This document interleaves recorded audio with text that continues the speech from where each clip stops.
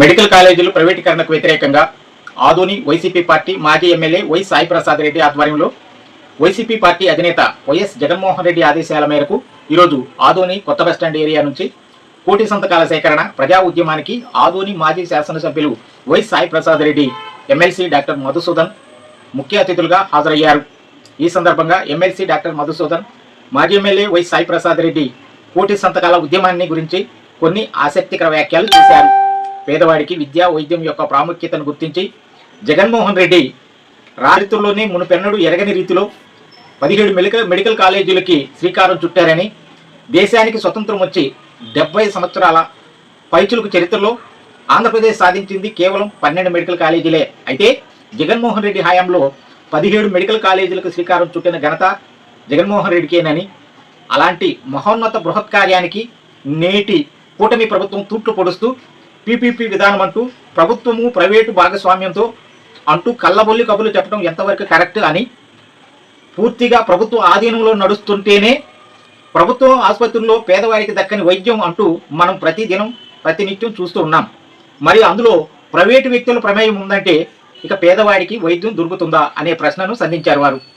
ఈ కార్యక్రమంలో ఆదోని వైఎస్ఆర్ కాంగ్రెస్ పార్టీ నాయకులు, కార్యకర్తలు, ముఖ్యంగా ప్రజలు విరివిగా పాల్గొని ఈ కార్యక్రమాన్ని విజయవంతం చేయాలని, ప్రతి ఒక్కరి మద్దతు అవసరమని ఆయన తెలిపారు.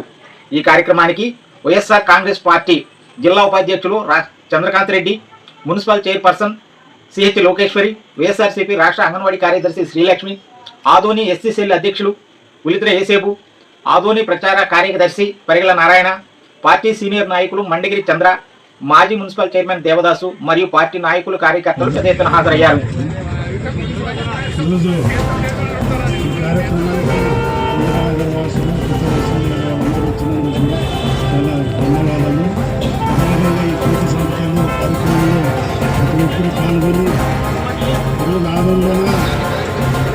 అన్ని రకాలుగా మన ఆదోనికి బైపాస్ రోడ్ ఇచ్చినాడు, మెడికల్ కాలేజ్ ఇచ్చాడు, డిగ్రీ కాలేజ్ ఇచ్చాడు, పాలిటెక్నిక్ కాలేజ్ కట్టించాడు, ఉర్దూ కాలేజ్ కట్టించాడు, మహిళా ఉర్దూ కాలేజ్, తర్వాత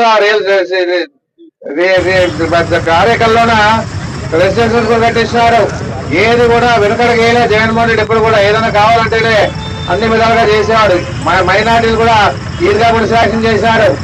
ఆ రకంగా ఆయన మన ఆదోనికి ఇచ్చినటువంటి పరిస్థితి ఉందని చెప్పేసి కూడా చెప్పడం జరుగుతా ఉంది. మరి 1.5 సంవత్సరం అయితే దాదాపుగా ఏదైనా డెవలప్మెంట్ లో భాగంగా ఏదైనా చేయగలిగినారంటే ఏమీ లేదు. ఎక్కడ వేసిన కొంగలు అక్కడే ఉన్నట్ల అక్కడే ఉంది, కానీ ఏ రకంగా డెవలప్మెంట్ చేయలేదు. అదే కాకుండా మెడికల్